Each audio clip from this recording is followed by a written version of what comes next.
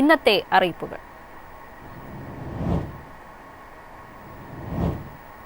ഓണക്കാലത്ത് കേരളത്തിലേക്കും തിരിച്ചും 112 ഓണം സ്പെഷ്യൽ ട്രെയിൻ സർവീസുകൾ പ്രഖ്യാപിച്ചു. ഓഗസ്റ്റ് 14 മുതൽ സെപ്റ്റംബർ 6 വരെയുള്ള സമയത്താണ് ഈ ട്രെയിനുകൾ ഓടുക. മറുനാടൻ മലയാളികൾക്കും വിദ്യാർത്ഥികൾക്കും വിനോദസഞ്ചാരികൾക്കും നാട്ടിലേക്ക് എളുപ്പത്തിലെത്താൻ സൗകര്യമൊരുക്കുന്നതിനാണ് ദക്ഷിണ railway, south western railway, south central railway, south eastern railway എന്നിവയുമായി ചേർന്ന് സർവീസുകൾ ക്രമീകരിച്ചിരിക്കുന്നത്. ദക്ഷിണ റെയിൽവേ 54 സർവീസുകളും മറ്റു റെയിൽവേ സോണുകൾ 58 സർവീസുകളുമാണ് പ്രഖ്യാപിച്ചിരിക്കുന്നത്. ചെന്നൈ സെൻട്രൽ, താമ്പരം, ചെന്നൈ എഗ്മോർ, മംഗളൂരു സെൻട്രൽ എന്നിവിടങ്ങളിൽ നിന്ന് കൊല്ലത്തേക്കും തിരുവനന്തപുരത്തേക്കും തിരിച്ചുമാണ് സർവീസുകളുള്ളത്. ഇതിനു പുറമെ ബംഗളൂരു, മൈസൂരു, ഹുബ്ബള്ളി, ഹൈദരാബാദ്, ചെർലപ്പള്ളി എന്നിവിടങ്ങളിൽ നിന്നും സർവീസുകൾ നടത്തുന്നുണ്ട്.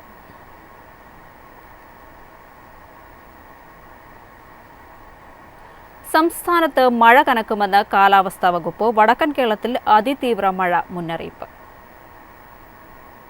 സംസ്ഥാനത്ത് അതിതീവ്ര മഴയ്ക്ക് സാധ്യതയെന്ന മുന്നറിയിപ്പ്. വടക്കൻ ജില്ലകളിലാണ് കേന്ദ്ര കാലാവസ്ഥാ വകുപ്പ് റെഡ് അലർട്ട് പുറപ്പെടുവിച്ചത്. കോഴിക്കോട്, വയനാട്, കണ്ണൂർ, കാസർഗോഡ് ജില്ലകളിലാണ് അതിതീവ്ര മഴ മുന്നറിയിപ്പുള്ളത്. മലപ്പുറം, ഇടുക്കി, കോട്ടയം, പത്തനംതിട്ട ജില്ലകളിൽ ഓറഞ്ച് അലർട്ടും പ്രഖ്യാപിച്ചിട്ടുണ്ട്. പാലക്കാട്, തൃശൂർ, എറണാകുളം, ആലപ്പുഴ, കൊല്ലം, തിരുവനന്തപുരം ജില്ലകളിൽ യെല്ലോ അലർട്ടുമാണ്. ഒറ്റപ്പെട്ടയിടങ്ങളിൽ കനത്ത മഴയ്ക്കും മണിക്കൂറിൽ 50 കിലോമീറ്റർ വരെ വേഗതയിൽ ശക്തമായ കാറ്റിനും സാധ്യതയുണ്ടെന്ന് കാലാവസ്ഥാ വകുപ്പ് അറിയിച്ചു. നാളെ 10 ജില്ലകളിൽ യെല്ലോ അലർട്ടാണ്. ജലനിരപ്പ് ഉയരുന്നതിനെ തുടർന്ന് അച്ചൻകോവിൽ, മണിമല നദികളിൽ കേന്ദ്ര ജല കമ്മീഷൻ യെല്ലോ അലർട്ട് പ്രഖ്യാപിച്ചു. തീരത്തോട് ചേർന്ന് താമസിക്കുന്നവർ ജാഗ്രത പാലിക്കണമെന്നും നിർദ്ദേശമുണ്ട്. News desk, Myfin TV. കരമാർഗം കയറ്റുമതി തുടങ്ങാനിരിക്കെ വിഴിഞ്ഞം തുറമുഖത്ത് നിന്ന് ആദ്യ ബുക്കിംഗ് അമേരിക്കയിലെ ഹൂസ്റ്റണിലേക്കെന്ന റിപ്പോർട്ട്. ഓഗസ്റ്റ് 18 മുതലാണ് വിഴിഞ്ഞത്ത് സമ്പൂർണ്ണ എക്സിം പ്രവർത്തനങ്ങൾ ആരംഭിക്കുന്നത്. ഇതുവരെ കപ്പലിൽ നിന്ന് കപ്പലിലേക്ക് മാത്രം ചരക്ക് നീക്കം നടന്ന വിഴിഞ്ഞത്ത് ഓഗസ്റ്റ് 18 മുതൽ ചിത്രം മാറുകയാണ്.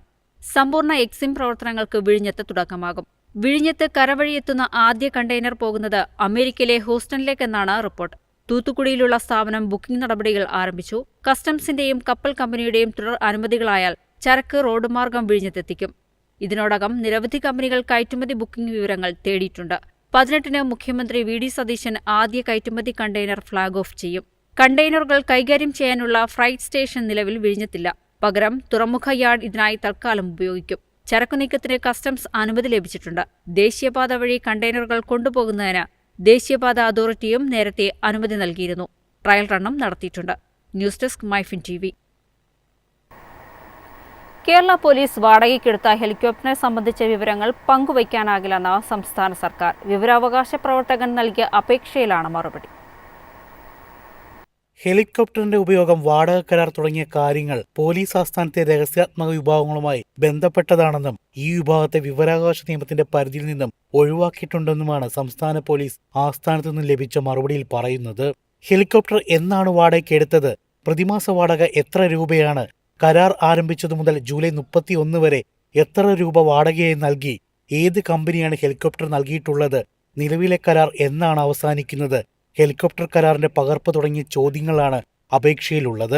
മുഖ്യമന്ത്രിയുടെ ഹെലികോപ്റ്റർ യാത്രകൾ വിവാദമായ പശ്ചാത്തലത്തിലാണ് ഈ വിവരങ്ങൾ തേടി വിവരാവകാശ പ്രവർത്തകൻ രാജു വാഴക്കാല അപേക്ഷ നൽകിയത്.